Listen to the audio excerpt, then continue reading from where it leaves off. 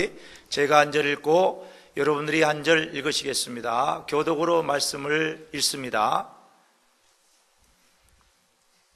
자, 찾으셨으면 제가 11절 읽습니다. 이스라엘 자손이 여호와의 목전에 악을 행하여 바알들을 섬기며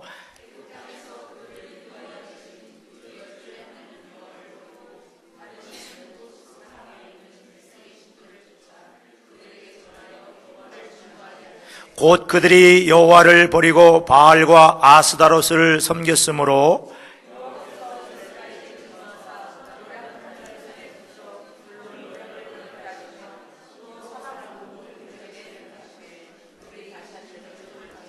그들이 어디를 가든지 여호와의 손이 그들에게 재앙을 내리심에 곧 여호와께서 말씀하신 것 같고 여호와께서 그들에게 맹세하신 것과 같아서 그들의 괴로움이 심하였더라. 그들이 그 사사도 정종치 아니하고 돌이켜 다른 신들을 음란하듯 쫓아 그들에게 절하고 여호와의 명령을 순종하던 그 열조에 행하던 길을 속기 치우쳐 떠나서 그와 같이 행치 아니하였더라.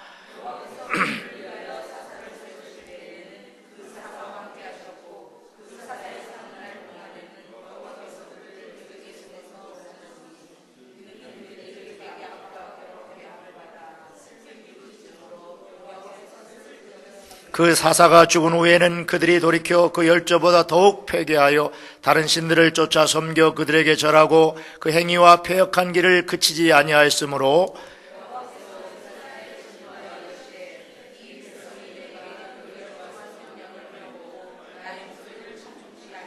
나도 여호와가 죽을 때에 남겨둔 열국을 다시는 그들의 앞에서 하나도 쫓아내지 아니하리니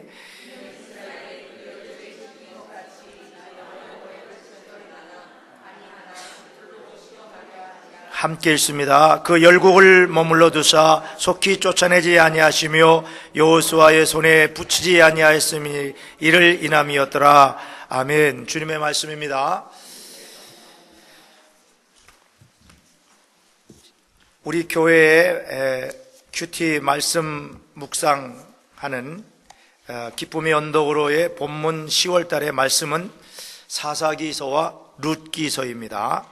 사사기서와 룻기서가 오늘을 사는 그리스도인들에게 주시는 영적 진리가 무엇인지를 우리 한 달 동안 매일 묵상하면서 그 중에서 한 주간에 주시는 말씀을 통해 매주일 설교를 통하여 다시 말씀을 또 리피트하고 묵상하는 은혜를 나누고자 합니다. 오늘 첫 번째 주 소그룹 교재 말씀 여러분 주보에 이 분홍색으로 나눠드렸는데요. 한번 다 펴보세요. 이렇게 빼서 한번 보시기 바랍니다. 이 말씀 소그룹 모임 말씀을 보면서 우리 또 참조하면서 또 집에 가서도 묵상을 또 써보시고 참조하면서 말씀을 한번 또 깊이 따라가 보겠습니다. 제목이 뭐죠? 우리 한번 다 같이 다시 제목 두 번만 시작. 구원하시는 하나님. 다시 한번 구원하시는 하나님. 네. 자, 사사기서를 우리가 이해하려면은 제일 먼저 사사기서가 어떻게 구조로 되어 있는지 중요한 간단한 구조로 되어 있는데요. 그걸 먼저 아셔야 됩니다. 하나님께서 이스라엘 백성들을 출애굽시켜서 광야에서 40년 동안 훈련시키신 후에 젖과 꿀이는 약속의 땅 가나안에 들어가게 하셨습니다. 그 가나안에 있는 원주민들을 다 진멸하고 그 땅을 하나님이 정복하고 분배해서 그 땅에 정착하게 하셨어요. 땅이 없는 사람들에게 땅을 주셨다는 건 굉장히 큰 축복입니다. 한국 사람들은 땅을 좋아하죠.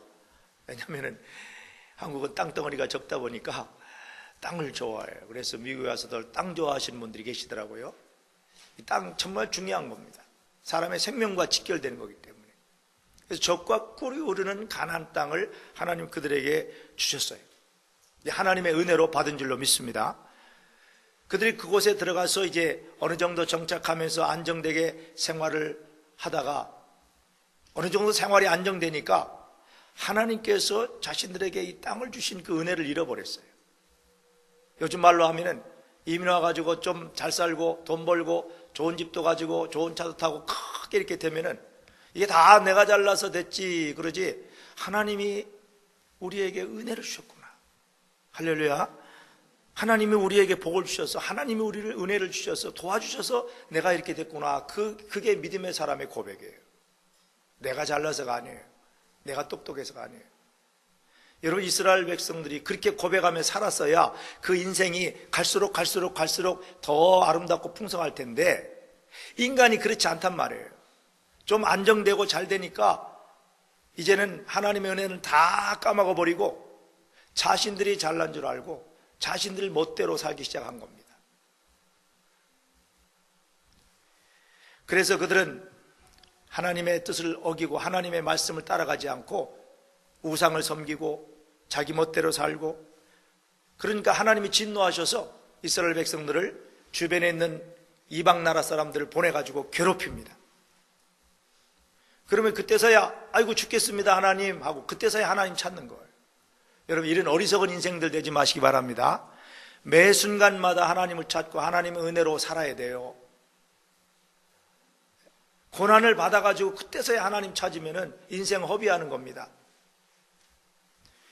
자, 그래도 하나님은 사랑이시기 때문에 그들을 그렇게 하나님 멀리하고 멋대로 사는 거, 죄짓고 사는 거, 세상적으로 사는 거 하나님 원치 않으셔서 이 이방 나라 사람들을 보내가지고 괴롭혀요. 10년, 어떤 때는 15년, 어떤 때는 20년. 죽겠다고 하나님께 부르짖고 여호와 하나님 우리를 살려주세요, 도와주세요 이렇게 부르짖으니까 하나님께서는 그들을 구원해 주시는 거예요. 자, 범죄하고 타락하고 하나님 진노하고 회개하고 그러면 하나님이 구원해 주시고, 이게 이제 사사기의 구조예요. 이 사사기의 구조는 오늘 사는 인생들, 하나님을 의지하고 사는 사람조차도 사람이 이렇게 역사가 반복되는 이런 교훈을 우리에게 주고 있어요. 하나님께서는 이런 이스라엘 백성들을 사사라고 하는 사람을 세워가지고 그 사람들을 통해서 이스라엘 백성들을 구원해 주시는 것입니다. 여러분, 이제 한 달 동안 사사기서를 우리가 함께 묵상할 텐데, 이 사사기의 이 구조를 여러분 잘 머리에 담고 말씀을 들으시면은 정말 내 인생에, 우리 인생에, 세상이 돌아가는 것, 이런 것들에 대한 눈이 확 열려져서 인생을 바로 살 수가 있는 거예요. 자, 하나님께서 이스라엘 백성들이 살려달라고 막 부르짖으니까 하나님이 그들에게 사사라고 하는 사람을 세워가지고 그들을 통해서 이스라엘 백성들을 건져주십니다. 이 사사라는 말은, 사사라는 사람은 어떤 사람이냐면은 영어로는 사사를 저지라고 그럽니다. 저지라는 말은 재판관, 판사 그런 뜻이죠.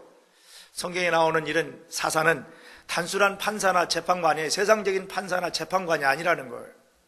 그저 관청에 앉아서 사람들 오면은 재판해주고 너는 죄 있다 없다 판결해주고, 그냥 행정부처에 앉아가지고 사람들의 행정적으로 어떤 일을 도와주고 그런 정도의 사람이 사사가 아니에요. 성경에서 말하는 이 사사라고 하는 사람들은 영적 지도자입니다. 나라 전체의 이 영적인 문제를 보고 그 문제를 판단하고 나라를 이끌어 나가는 그런 리더, 영적 리더였던 것입니다. 그래서 어떤 사람들은 이렇게 이야기합니다. 아, 성경에 나온 사사는 한 나라의 왕, 킹, 왕과 같은 사람이었구나. 나라를 다 통치하고 다스리는 사람이니까 왕 같은 사람인가 보나 이렇게 생각하는데, 왕과 사사는 아주 근본적으로 다릅니다. 우리는 그 다른 점을 이스라엘의 역사를 통하여서 역사적으로 볼 수가 있어요. 사사시대 이전에 이스라엘 백성들은 광야에서 40년 동안 방황을 했고, 그 이전에는 어디서 살았죠? 모르세요?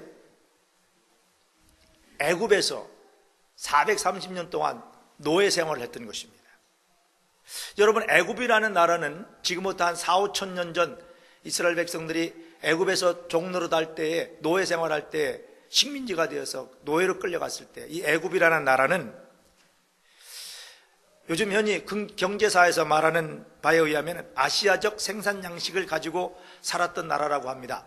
이 말이 무슨 말이냐면은 당시에 4, 5천 년 전에 세계를 지배하는 문명은 3대 문명이 있는데, 중국의 황하 문명, 인도의 인더스강 문명, 애굽의 나일강 문명, 이런 문명이 있었는데, 이 세계를 움직이는 3대 문명의 움직임을 보면은 주로 그 문명의 발상지가 강을 중심으로 해서 생겨났다는 것입니다.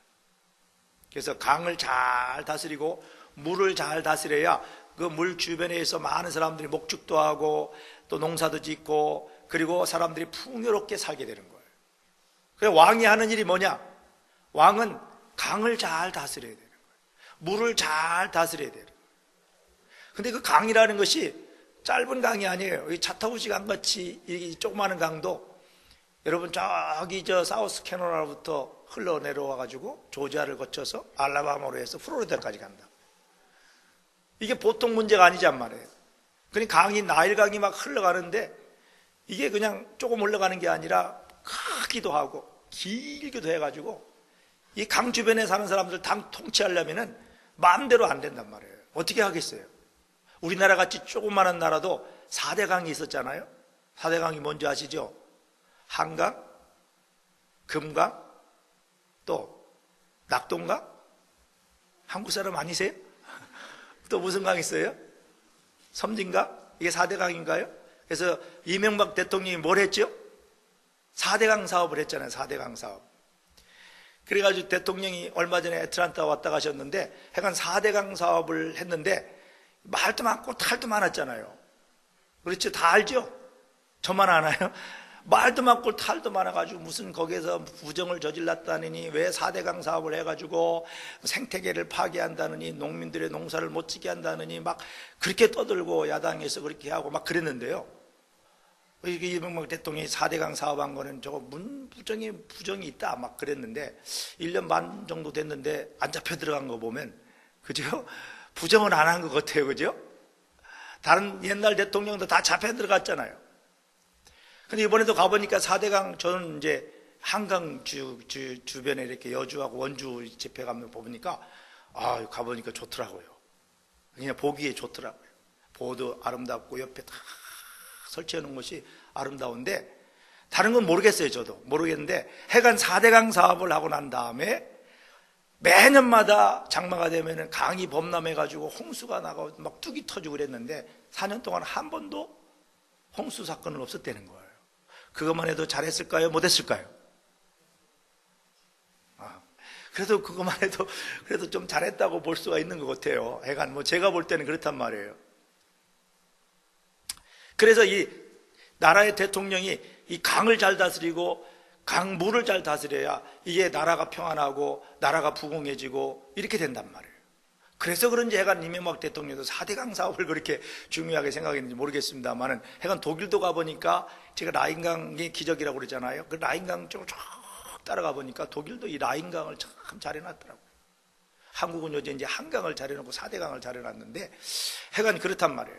그래서 이 문명이라고 하는 것이 이 대통령이 나라의 왕이 절대 권력을 가지고 이 백성들에게 이 강에 대해서 물에 대해서 잘 다스리지 않으면 문명이 번성할 수 없는 거예요. 그런데 이 왕이 나라 크고 뭐 우리나라 강이야 뭐 정말 손바닥만 하니까 쉽지만은 나일강이나 중국의 황하강 같은 데는요 엄청나게 길고 크기 때문에 이거를 아무리 인간이 왕이 돼가지고 통치하려고 해도 백성들이 말 듣겠냔 말이에요. 안 듣거든요. 자기의 이권의 문제가 있으니까. 그래서 그 강을 다스려야 나라가 발전하고 문명이 발전하니까 백성들이나 밑에 신하들이 왕을 어떻게 만드느냐면 절대 권력자로 만드는 거예요. 절대 권력자. 절대 권력자가 뭔지 아시죠? 짐이 한마디 하면 그게 법이 되는 거예요. 절대 권력자를 만들어서 그런 걸 통치하게 만들었던 것입니다. 그래서 애굽의 왕을 우리가 뭐라고 그러죠? 그 당시 애굽의 왕을 뭐라고 그러죠? 바로라고 그랬어요. 바로는 인간 이름이 아니에요. 바로, 그 원어로는 파라오 그랬어요. 파라오라는 말의 뜻은 태양의 아들이라는 뜻이에요. 태양의 아들. 그리고 중국의 왕을 뭐라고 그러는지 아시죠? 천자라고 그럽니다. 중국말로 천자. 천자가 뭐예요? 하늘의 아들. 그러니까 의미가 똑같죠. 그러니까 왕은 자기들이 왕을 세워놓고 천자다 당신은 바로요. 이렇게 절대 권력을 줘가지고 강을 중심으로 해서 백성들을 다스리게끔 했던 겁니다. 절대 권력. 그러니까 아무도 거기에 거부 못해요. 이명박 대통령이 4대강 할 때는 야당에서나 뭐 생태계 뭐 해가지고 막 반대하는 사람들이 이게 민주주의니까 가능하지, 옛날 같았으면 그런 사람들 다 잡혀가지고 다 죽었을 거예요. 그죠? 이런 나라였던 것입니다. 절대 권력자가 나머지 밑에 백성들과 신하들은 다 종이고, 절대 권력자는 신이 내린 사람이기 때문에 우리는 이 사람한테 절대로 순종해야 된다 해가지고 다 나머지 사람은 노예고 종이었던 것입니다. 그런 체제로 국가가 움직여 나가는 거예요. 절대 권력자의 한마디가 법이 되고, 그것이 교육의 법이 되고, 사회의 체계가 되고, 경제가 되고, 일상 사람들의 삶이 되는 거예요. 그런 나라인 애굽에서 누가 종로로 됐다고요? 이스라엘 백성들이 끌려가가지고 430년 동안 종로를 했어요. 그 사람들에게 있어서 절대 권력자인 바로 왕이 최고지 하나님은 없었던 것입니다. 근데 하나님께서 이들을 그 애굽에서 건져내시는 거예요. 왜 건져냈을까요? 절대 권력자 밑에서는 모든 나머지 사람들은 다 노예이기 때문에 하나님은 그거를 원치 않으신 거예요. 하나님께서는 사람이 다른 누군가의 노예가 되고 다른 누군가의 차별을 받고 종으로 사는 거, 이걸 원치 않아. 왜냐하면 하나님께서 하나님의 형상을 따라 지어서 우리 인간을 내셨는데, 우리 인간이 이 땅에 살면서 남의 노예나 되고 무시당하고 차별당하고 이렇게 사는 거 하나님 원하셨겠냔 말이에요. 여러분 자녀들이 어디 가서 직장생활하고 학교 다 다니는데 동양 사람이라고 막 무시당하고 그러면 기분 나쁘죠? 아니세요? 사람은 무시당하라고 하나님 내신 게 아니에요. 차별하라고 낸 게 아니란 말이에요.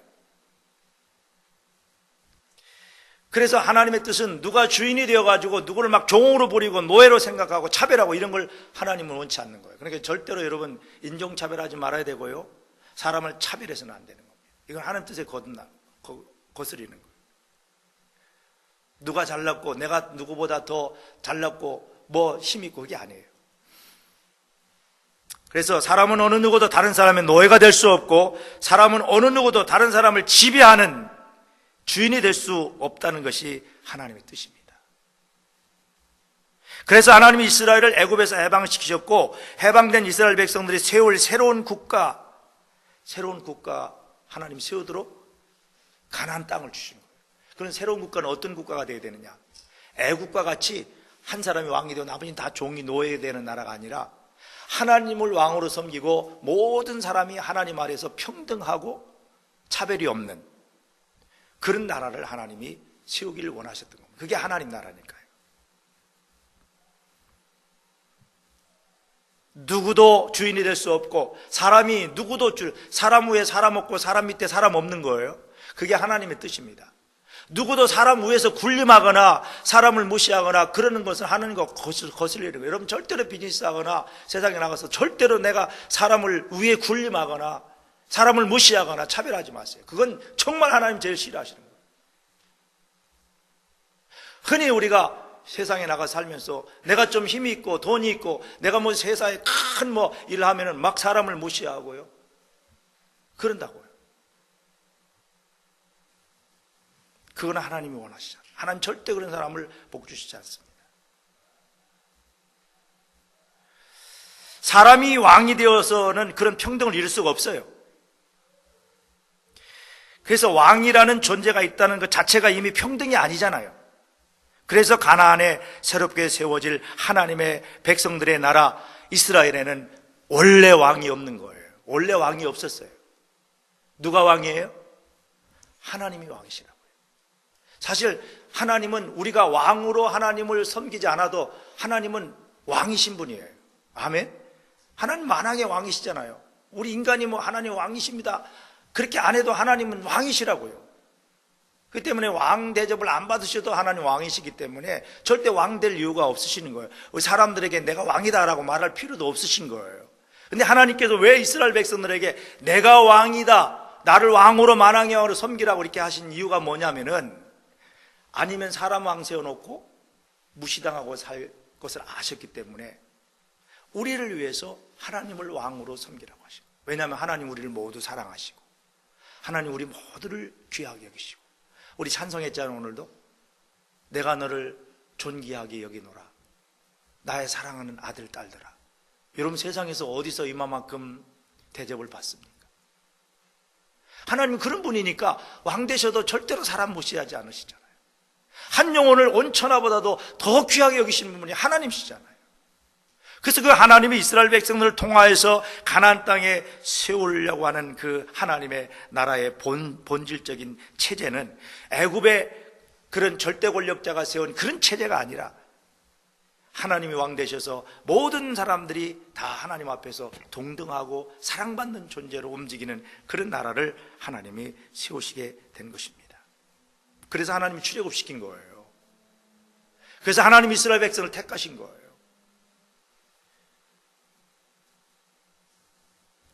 사람이 왕이 되어 억압과 차별과 학대가 생기고 또다시 지배자와 노예가 생기는 역사를 되풀이하지 않고 모든 사람이 평등하고 자유롭게 살기 원하셔서 하나님께서 직접 왕이 되셔서 그들을 이끌고 가나안 땅에 들어가신 것입니다. 여러분은 이 역사관을 바로 가져야 돼요. 그러니까 우리 신앙생활하는 것이 그냥 나 만족하게 신앙생활은 아닌데 역사를 바꾸고 우주를 바꾸는 일이기 때문에 신앙생활을 바로 하셔야 돼요. 그렇기 때문에 애당초 이스라엘에는 왕이건 사사건 필요하지 않았습니다. 이를 위하여 하나님께서는 이스라엘을 광야에서 40년 동안을 훈련시키고 애굽에서 출애굽시킬 때도 바로 태양의 아들인 바로왕도 꼼짝 못하게 하시고 10가지 재앙을 내리시고 홍해바다를 가르시고 40년 동안 불기둥과 구름기둥을 인도하시고 하나님의 하나님 되심, 하나님의 절대적인 그 능력을 이스라엘 백성들에게 40년 동안 훈련시키면서 하나님이 고백하고 받고 싶었던 이스라엘 백성을 통한 고백이 뭡니까? 하나님 당신만이 왕이십니다. 이거예요. 하나님의 하나님 되심, 하나님의 왕 되심을 그들에게 체험시켜 주신 거예요. 여러분, 그 정도 기적과 능력을 체험했다면 하나님을 버릴 수 있겠습니까? 그런데 이들이 가나안 땅에 들어와서 어느 정도 사는 것이 안정되고 자기 땅도 생기고 이제 자기 땅에 심어서 먹기도 하고 이러니까 이 사람이요 점점점 게을러지고 안 이래지면은요 그때부터 죽어가는 거예요. 결국 이들이 하나님을 약속을 버리고 하나님께서 그들에게 주신 이 우주적이고 지상적인 이 엄청난 하나님의 나라를 건설하라고 하는 이 사명을 잊어버리고 하나님의 약속과 말씀을 잊어버리고 가나안의 문화에 젖어가지고 세상에 젖어가지고 세상 것이 다인 줄 알고 그냥 거기에 빠져가지고 하나님 거역하고 인생을 살았던 거예요. 그러니까 하나님께서 그걸 보고 계시다가 진노하시고 이방의 여러 나라들을 보내가지고 그들을 고난을 주셔가지고 인생 사는 것이 이렇게 사는 게 아니구나. 잘못 살았습니다. 하나님 앞에 잘못 살았습니다. 하고 회개하고 돌아오게 하시는 거예요. 여러분 어떻습니까? 여러분 인생을 정말 제대로 잘 살고 계십니까? 하나님이 여러분 이 땅에 내실 때에 하나님의 목적에 따라서 인생을 잘 살고 계시냐고요. 여러분 이 하나님의 백성 이스라엘 백성이 가나안 땅에 들어가서 그 왜 하나님께서 가나안의 원주민들을 다 진멸하고 다 몰아내라고 그랬을까요? 이 문제에 대해서 많은 사람들이 질문을 합니다. 하나님은 사랑의 하나님이신데 왜 남의 땅을 뺏어가지고 이스라엘 백성들에게 주면서 거기 살았던 원주민들을 다 죽이라고 했을까? 지금도 이스라엘과 팔레스타인이 싸우고 있잖아요. 이스라엘 사람들이 자기 땅을 뺏었다는 게 팔레스타인 사람들이잖아요. 그리고 팔레스타인 해방기구잖아요. 우리 땅을 도로 찾겠다고 계속 싸우고 있어요. 근데 왜 하나님께서는 그렇게 하셨어요? 사랑이 많으신 하나님이 왜 가나안의 원주민들을 다 죽이라고 했냐 말이에요. 그 이유는 단 한 가지입니다.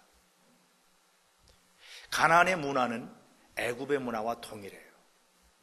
그래서 절대자 왕이 있고 그 왕 밑에 남은 사람은 다 종이에요. 노예예요. 그것이 사회체제, 국가체제, 일상생활의 삶의 체제예요. 우리나라도 옛날에는 왕이 절대적인 권력을 가지고 있었잖아요. 왕이 법이고, 그러잖아요. 그래가지고 나머지 사람들은 다 뭐예요? 다 노예고 종으로 살았잖아요. 평생 인생 살면서 천한 신분을 가지고 태어나면은 그냥 천민으로 평생을 살다가 가는 것이 인생이었단 말이에요. 요즘 시대에 태어난 걸 감사하시기 바랍니다. 지금은 누가 나를 무시할 수도 없고 누가 나를 차별할 수도 없어요. 가나안 문화는 그런 문화란 말이에요. 하나님의 뜻과는 거역되는, 사람이 왕이 돼가지고 차별하고 학대하고 무시하고 이렇게 노예로 삼아가지고 인간 인권을 무시하는 이런 세상이 가나안의 문화였기 때문에, 하나님의 문화와 하나님의 나라에와 배치되는 그런 문화였기 때문에 하나님이 다 진멸하라고 그랬던 겁니다. 애굽에서 그랬던 것처럼 억압과 지배의 종교요, 사회요, 문화였던 것이죠. 사람이 주인이 되어서 지배하고 억압하고 학대하는 사회였고, 사람이 다른 사람의 노예가 돼 더 이상 사람이 아닌 짐승처럼 사는 사회였단 말이에요. 그래서 우리나라 사람들 옛날에 사극을 보면 이해가 안 되는 게 있어요. 그 신분이 양반 있고 쌍놈 있고 뭐 천민이 있어가지고, 쌍놈과 천민은 짐승처럼 살잖아요. 짐승처럼 사람이 갖다 때려도요, 아무 말 못하고 죽여도 아무 말 못하는 짐승처럼 살았잖아요. 그런 사회는 하나님의 사회가 아니란 말이에요. 어떻게 사람이 짐승이 되냔 말이에요.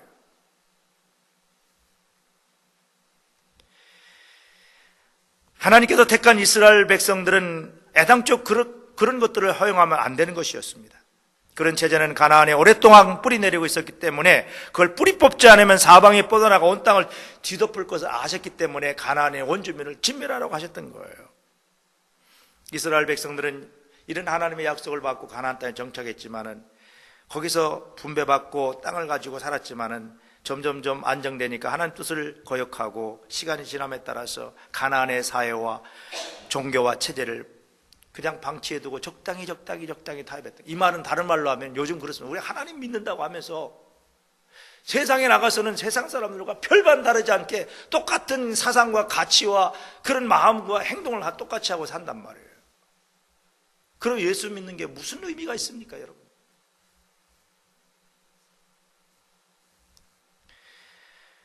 그래서 하나님께서 사사기 2장 2절에 3절에 이런 말씀합니다. 너희는 이 땅의 주민과 언약을 맺지 말고 그들의 신에게 절하는 그 단을 헐어야 한다, 이렇게 하나님 말씀하셨는데, 이스라엘 백성들은 시간이 지나면서 그렇게 하지 않았어요. 그들과 적당히 타협하고 세상과 적당히 타협했다는 거예요. 그들이 섬기는 신, 물질 중심의 그런 신을 섬기고, 그러니까 하나님이 진노하셔가지고 내가 너희들에게 가시를 주겠다.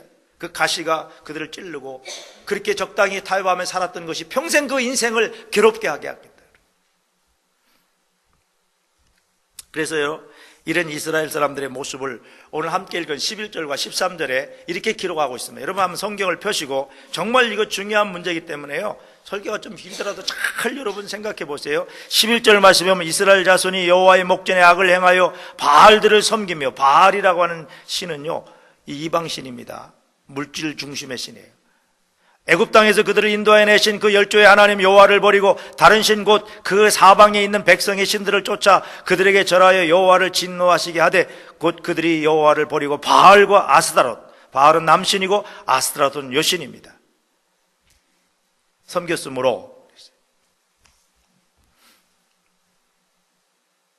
여러분, 이 우상을 섬긴다는 것, 다른 신을 섬긴다는 것이 그저 다른 신을 예배했다, 미신, 이 정도가 아닙니다. 이거는 전체 사회를, 그 사람들의 가치 체계를, 그 사람들이 사는 일상생활을 다 완전 지배하는 거예요. 교육과 문화와 경제와 사회와 모든 면에 그 체계가 지배를 하는 겁니다. 예를 들어서 여러분, 북한에 김일성과 김정일이가 있잖아요. 김일성과 김정일이가 죽었어요. 근데 그 사람들을 우상으로 만들어 놓고 숭배하게 합니다. 그건 단지 그냥 김일성, 김정일을 숭배하는 것으로 끝나는 게 아니라, 북한 사람들의 모든 삶의 일상생활도 그게 물들어가지고 사회체제, 경제체제, 교육체제, 국가체제 자체가 김일성과 김정일의 그런 생각으로 움직이는 거예요. 그러니까 어떻게 됩니까? 망하는 거예요. 김일성과 김정일만 최고지, 나머지 백성은 굶어 죽든지 뭐 망하든 상관없는 거예요. 그런데도 북한 사람들은 그렇게 철저하게 김일성 수령 아버지, 김정일 수령 아버지 그러는데, 예수 믿는 사람들 보면 참 허술해요. 하나님을 믿는다고 하면서 하나님의 뜻대로 사는 기독교인이 얼마나 되는지 궁금할 때가 있어요. 한국 사회의 4분의 1이 기독교인이라고 하는데 정말 한국 사회가 4분의 1은 하나님의 뜻대로 되어가고 있을까? 생각해 보면 퀘션이에요. 심지어는 어떤 사람들은 이렇게 주장합니다. 신앙과 사회, 정치, 비즈니스, 사랑관계는 일상생활은 전혀 상관없다, 이렇게 생각합니다. 종교는 신앙은 신앙일 뿐이지 정치적인 문제나 교육의 문제나 경제적인 문제나 우리의 삶의 가치관과 생활의 문제는 전혀 관련이 없다라고 생각까지 합니다. 이런 식으로 하나님을 교회 안에 가둬두고 교회 밖에서는 제멋대로 살려고 하는 기독교인들이 점점 많아지기 때문에 오늘 한국 사회나 세상이 이렇게 엉망진창이 되는 거예요. 우리는 어떻게 삽니까? 교회에서는 천사 같은데 사회 나가서는 얼마나 우리가 하나님 보실 때에 합당치 못한 부분이 많은지 몰라요. 하나님께서는 이스라엘 우상 숭배에 진노하셨지요. 14절 15절 말씀에 보면은 하나님께서 주변의 원수들에게 그들을 괴롭혀가지고 결국은 이들이 견디다 못해서 깨닫게 되는 거예요. 여러분, 깨닫는 게 은혜인 줄로 믿습니다. 내가 하나님 앞에 정말 올바로 살지 못해서 하나님 죄송합니다. 나 때문에 내가 그래야지 사회가 누가 남 탓하면 아무 소용없어요. 그들은 자신들이 가슴을 치며 하나님 앞에 돌아오고 회개했어요. 그때 하나님이 그들의 진노를 부르시고 사사를 보내서 그들을 그 고통 가운데 구원해 주셨어요. 하나님은 회개하고 하나님 뜻대로 살겠습니다라고 돌아오는 사람을 하나님은 구원해 주시고 회복시켜 주시고 은혜를 주시는 줄로 믿습니다. 그래서 그 구원의 방법으로 사사를 세우신 것입니다. 사사는 왕이 아니었다고 그랬어요. 이스라엘의 왕은 오직 하나님 한 분뿐이면 충분했습니다. 이스라엘 백성들이 하나님을 왕으로 인정하고 모시지 않아서 항상 문제였지 하나님 한 분으로 부족한 것은 아니었습니다. 여러분, 우리의 문제는 하나님을 왕으로 인정하고 모시지 않아서 문제지 다른 게 문제가 아니에요.